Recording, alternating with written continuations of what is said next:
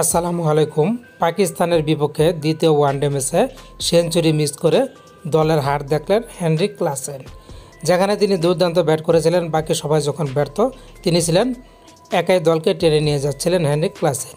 কিন্তু তিনি একটি বিতর্কিত কাণ্ড ঘটিয়ে ফেলেছেন পাকিস্তানের বিপক্ষে ম্যাচে। দ্বিতীয় ওয়ানডে ম্যাচ ছেড়ে ইতিমধ্যে তাদের সিরিজ হাতছাড়া হয়ে গেছে। 2-0 এগিয়ে গেছে পাকিস্তান ইনিংসের ঘটনা যখন হেনরিক ক্লাসেন ব্যাট করছিলেন তখন কিন্তু তিনি সেঞ্চুরির খুব কাছাকাছি ছিলেন, কিন্তু সেঞ্চুরিটা মিস করে গেলেন।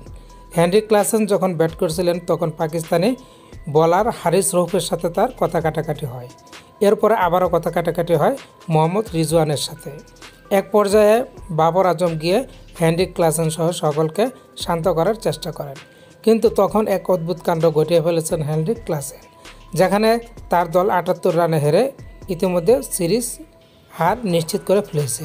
হেনরিক ক্লাসেন যখন আউট হলেন তখন তার মেজাজটা ধরে রাখতে পারলেন না, সরাসরি গিয়ে স্টাম্পে লাথি মারলেন। তিনি আইসিসির নিয়ম ভাঙলেন। আইসিসির নিয়ম ভাঙার কারণে তাকে জরিমানা করা হয়েছে। তার নামের পাশে একটি ডিমেরিট পয়েন্ট যোগ হয়েছে এবং ম্যাচ ফির 15% কেটে নেওয়া হয়েছে। হেনরিক ক্লাসেন যখন 97 রানে আউট হয়ে গেলেন তখন তিনি আউট হওয়া এবং রিজওয়ানের সাথে ঝগড়া, এই দুই বিষয় মেনে নিতে পারেননি, যার কারণে কোনো কিছু না ভেবে স্টাম্পে লাথি মেরে বসে।